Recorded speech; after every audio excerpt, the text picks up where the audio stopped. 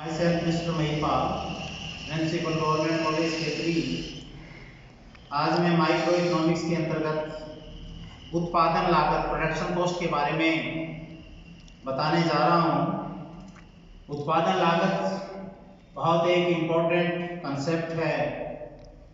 जब उत्पादन की गतिविधियाँ की जाती हैं तो उत्पादक या शासी व्यक्ति लागत को देखता है। क्यों?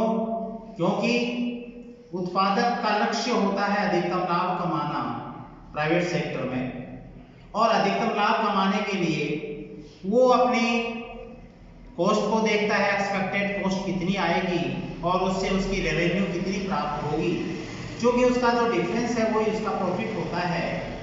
यदि उसे ये लगता है कि लागत ज़्यादा आ रही है और उसे रेवेन्यू कम आएगा तो वो उस यूनिट को प्रारंभ नहीं करेगा, क्योंकि वो लॉस में जाता है।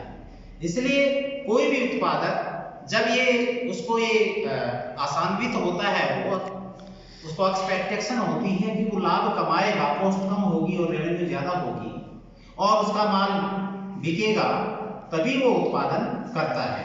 तो यहाँ पर हम उत्पादन लागत के जो सिद्धांत हैं उसमें लागत की अवधारणाओं के बारे में बात करने जा रहे हैं कि कौन कौन सी लागतें होती हैं।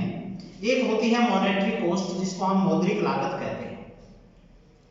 किसी वस्तु का उत्पादन करने के लिए मुद्रा के रूप में जो धन खर्च किया जाता है उसको हम मौद्रिक लागत कहते हैं, मुद्रा के रूप में।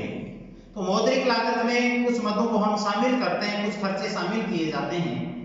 जैसे श्रमिकों को जो मजदूरी दी जाती है, ऋणों के लिए दिया जाने वाला जैसे ब्याज है, इमारतों के लिए दिया जाने वाला किराया है, कच्चे माल तथा मशीनों पर किया गया खर्च है, बीमा, कर, चालक शक्ति, रोशनी, ईंधन आदि पर किया गया खर्च है, यातायात के लिए किया गया खर्च आदि।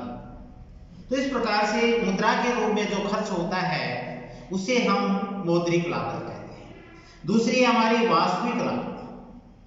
वास्तविक लागत जो है वो किसी वस्तु का उत्पादन करने के लिए हमें कितनी मेहनत करनी पड़ती है, कितना हमें त्याग करना पड़ता है, कितना हमें मानसिक या शारीरिक प्रयत्न करना पड़ता है, उसके रूप में जो लागत आती है उसे हम वास्तविक लागत कहते हैं।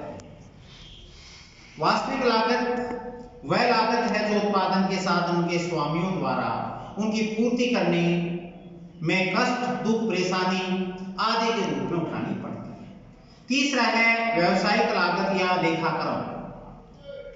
लेखाक्रम लागत से अभिप्राय उन नगद भुगतानों से है जो फर्में साधन आगतों, गैर साधन आगतों जो इनपुट्स होते हैं तथा गिसावट वे के रूप में करती है, तथा अन्य बही खाता प्रविष्टियों से है। निकलसन ने कहा है कि लेखाक्रम लागत से अभिप्राय नगद खर्चे, ऐतिहासिक लागतें, गिसावट तथा अन्य बही खाता प्रविष्टियों से है। फिर है अवसर लागत जो मोस्ट इंपोर्टेंट, अपॉर्चुनिटी कॉस्ट, जिसको हम कहते हैं। हम जानते हैं कि किसी वस्तु के बहुत सारे अल्टरनेट्स होते हैं और उन अल्टरनेट्स में उसका जो मालिक है उस वस्तु का, वो किस में उसका यूज करता है। फॉर एग्जाम्पल लकड़ी है, लकड़ी को हम जला भी सकते हैं, जलाने के काम में भी ले सकते हैं, फर्नीचर के काम में भी ले सकते हैं, या अन्य जो है हमारे दैनिक यूज में जो आती है उसमें भी हम काम ले सकते हैं। जैसे मान लो हमारा खेत है, खेत में हम रबी की फसल में चने भी उगा सकते हैं, चने उगा लिए तो हम गेहूं नहीं उगा सकते, और यदि दूसरी और कोई फसल उगा लेते हैं तो उस फसल का हमें त्याग करना पड़ता है। एक स्टॉप नहीं होगा सर। तो इस प्रकार से अब हम उसमें ये देखते हैं कि उसका अल्टरनेट में उसको कितने आय प्राप्त होती है, फॉर एग्जाम्पल एक मशीन है किराए पर हम दे रहे हैं और हमें कोई 10,000 रुपये दे रहा है, दूसरा 9,000 रुपये दे रहा है, तीसरा 7,000 रुपये दे रहा है, तो हम 10,000 वाले को पहले देंगे और उसकी अवसर लागत हो गई 9,000, अर्थात उसमें हम उसको नहीं देते हैं तो उसके बाद हमारे पास अल्टरनेट क्या है, हमारे पास 9,000 का है।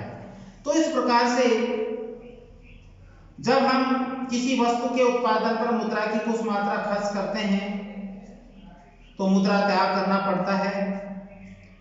उनके मूल्य का माप जो है वो अवसर लागत है। यदि किसी वस्तु का उत्पादन करने के फलस्वरूप कई विकल्पों का त्याग करना पड़ा है तो वह त्यागे जाने वाले दूसरे सर्वश्रेष्ठ अवसर या विकल्प का मूल्य